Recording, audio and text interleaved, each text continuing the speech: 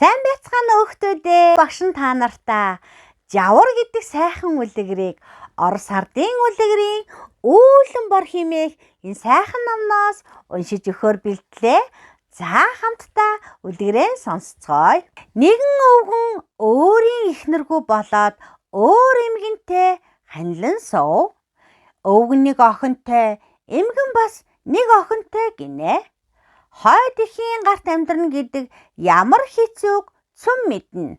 Тоглон гүйлээ гэж задуулна, томоотой суулаа гэж балбуулна, илүүдүүлээ гэж нудруулна, дутуудуулаа гэж дугтчуулна.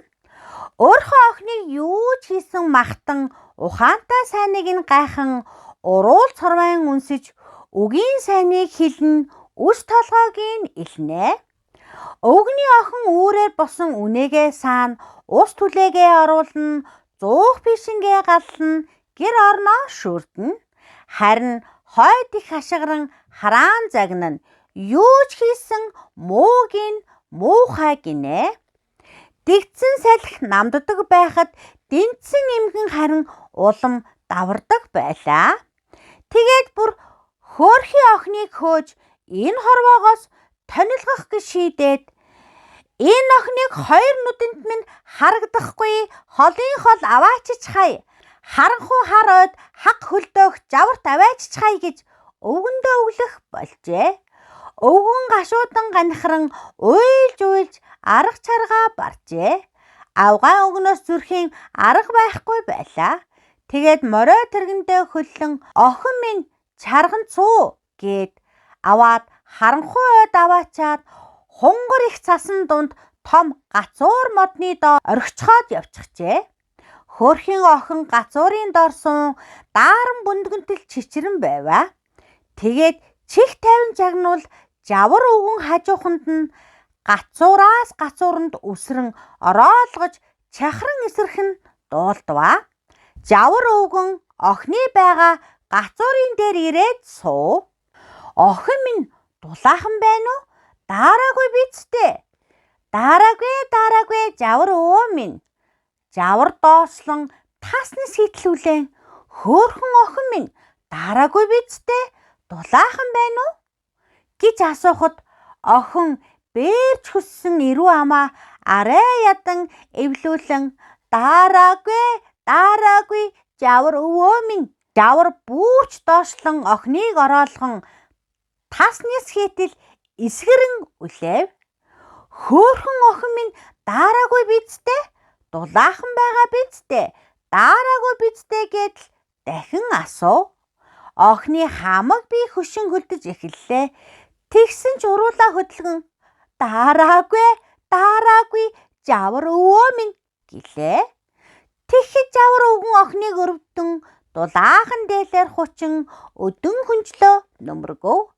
Хойд их охиныг оршуулахын бэлдэн хуумиг бийн хайрч өвгнийг хашгиран загнан алив хөгшин зүнийг толгой чи яваад охиноо аваад ир, одоо оршуулах болсон биз гэлээ.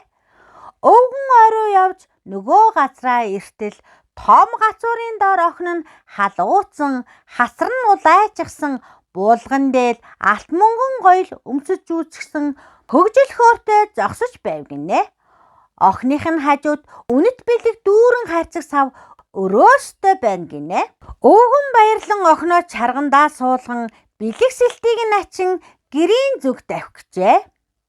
Хойд их гэртээ хуумиг бин хайрна. Ширээнд орох нохой нь хав өвгний охин алт мөнгөнд хучигдан ирж авна. Эмэгний охиныг эр нөхөр авахгүй дээ гэх юм гинэ. Хойд их нохойд бингээсээ шидэж өгөөд худлаа хуцаад байх юм. Эмэгний охиныг эр нөхөр аавна, өвгний охины ясыг авчирч авна гэж хуцаач гэвэ. Гэтэл нохой ахаад л хав өвгний охин алт мөнгөнд хучигдан ирж авна. Эмэгний охиныг эр нөхөр авахгүй дээ гэх юм гинэ. Хойд их бингээсээ шидэж өгсөн ч нохой нөгөө л хилдгээ хэлнэ гин. Нохойгоо гуйдаж шахуурдаж үзэж гин. Нохой нөгөө л хилдгээ хэлээд хуцах юм гинэ. Гэтэл хаалга дугран үүд нэгдэн гэрэлгээгээ цацарсан алт мөнгөн гоёлтой, булган дээлтэй сайхан охин орж ирсэн нь өвгний охин байв. Хойноос нь үнэт их бэлэгтэй том хайрцаг сав оруулж ирвэ.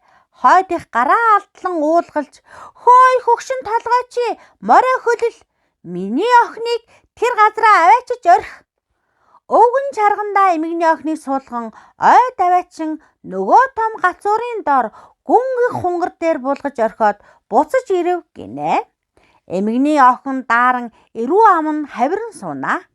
Жавар өвгөн гацуураас гацууран дусран тас няс хитл ороолгон эсгэрэн эмэгний охиныг харж байснаа "Охин минь даараагүй бидтэй" гэхэд эмэгний охин "Яасан хүүтэй юм бэ?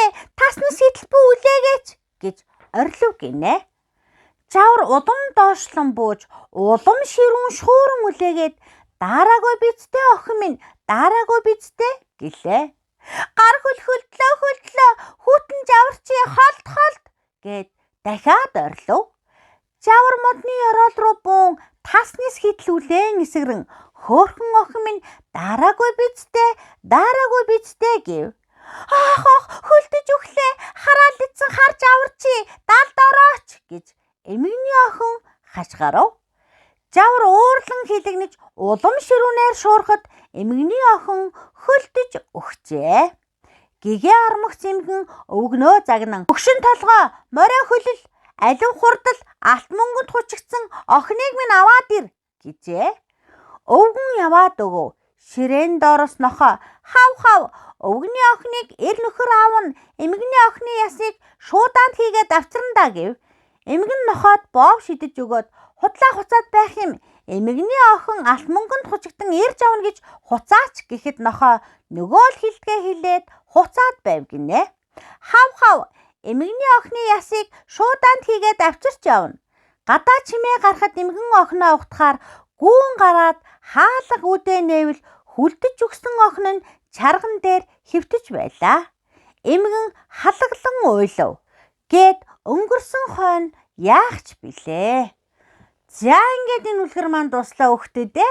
Сардын шилдэг үлгэрүүдийг багтаасан Үүлэн бор хэмээх энэ сайхан номноос ямар үлгэр уншиж өгөх багш сая та нартаа Жавар хэмээх үлгэрийг уншиж өглөө тийм ээ. Тэгэхээр энэ үлгэр дээр юу гарлаа? Эмгэн өвгөн хоёр хин хинэн нэг охинтойгоор хоорондоо дахин гэрлээд гэтэл яалаа хойд ихийн хамаг хатуу хүтэйг өвгний охин үтсэн тийм ээ. Хамаг зүйлээ хамгийн сайнаараа хийсэн ч дандаа яадаг үлээ өгтөдөө. Сайн үг, сайхан үг сонсохын оронд хараалгаж загнуулсаар байдаг тийм ээ. Тэгээ сүулдэ өвгний охиныг ад үзээд үхэг гээд ойд авчиж хаяг загнасаар агаад хүн маань эхлээд яадаг үлээ уйлж аргаа барагдаад охиноо аваад чарган цуулгаад харанхуй ойд хамгийн том гацуурын дор хунгар засанд охиноо үлдээгээд яадаг үлээ явдаг тийм ээ. Охин дараа сууж идэл жавар өвгөн ирээд л охин руу яадаг үлээ хөтүүдээ. Таснис хитл хүүтэн жавраар үлээгээд охин минь даараагүй бидтэй гэд асуудаг тийм ээ. Гэтэл охин яадаг үлээ юунд ч гомдлохгүйгээр даараагүй өвөө минь даараагүй гэж хэлэхээр нь дахиад жавар яах вэ? Илүү хүчтэй шуураад хөөхөн охин минь даараагүй бидтэй дулаахан байгаа үстэй гэдэг тийм ээ. Гэтэл охины яадаг үлээ бээсэндээ олоод уруул ам нь нэвлэхгүй байсан ч гэсэн охин юу гэж хэлдэг үлээ? Даараагүй өвөө даараагүй гэж хэлдэг тийм ээ. 3 тудаага жавар өвгнийг асуухад охин арайх гэж амсгалж байгаа ч гэсэн даараагүй гэж хэлсэн учраас жавар өвгөн охиныг өрөвдөөд хамгийн сайхан дулаан хүнчлээ өгөөд буулган дээл өмсгөөд өөрөө өгдөглөө өгтөдөө зөндөө бэлэгсэлт алтмаг өгдөг шүү дээ тийм ээ. Өвгөн маргааш охиныхоо ясыг цуглуулахаар очтол охин нь яадаг үлээ? Улаан хацар бутруулчихсан жаргалтай сайхан дулаахан байж идэг тийм ээ. Өвгөн баярлаад охиноо гэртээ авчиртал эмгэн түүнийг хараад яадаг үлээ? Өөрийнхөө охиныг яг тэр газар нь аваач тавь гэж загдаг тийм ээ. Өвгөн эмгэний охиныг чаргандаа суулгаад охиндоо орхиж явсан тэр газараа орхиод ирдэг тийм үү? Тэгээ маргааш өглөө эмгэн охиныгаа маш их бэлэгсэлттэй ирэх байхыг хүлээж идэл яадаг үлээ? Эмгэний охин хөлдөж өгдөг шүү дээ. Юунаас ч хөлдөж өгдөг үлээ өгтөдөө. Мөн л адилхан жавар өвгөн ирээд хүүтнэр үлээгээд даарсан уу охин минь гэд асуухаар хөлдөж өглөө жавар өвгөн чи зайл холд гэдэл тийм ээ. Оох яах хөлдөж өглөө гэдэг. Жавар өвгөн уурлаад охиныг хөлдөж өгтөл нь үлээчихсэн шүү дээ тийм ээ. За тэгэхээр энэ үлгэрээс бид нар юуг суралцаж, юуг ойлгож авч болохоор энэ хүүхдүүдээ амьдрал тохиолдох альва зовлон бэрхшээл цаад тотгорыг яадаг вүлээ?